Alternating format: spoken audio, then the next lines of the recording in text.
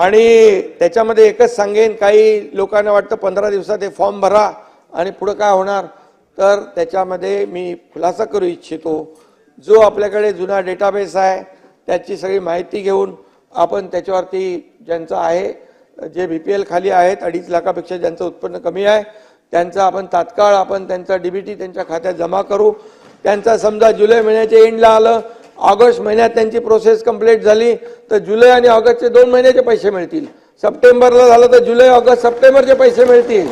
एक आणखी दुरुस्ती केली, 60 ऐवजी आम्ही 65 केलं. 65 वर्ष ही जमिनीची अट जी आहे ती पण काढून टाकली. आणि त्यामुळे त्याच्यामध्ये काही लोक म्हणाले, अरे बहिणींचं, लाडक्या बहिणींचं, लाडक्या भावांचं काय, असं काही लोक म्हणाले. ज्यांना सख्खे भाऊ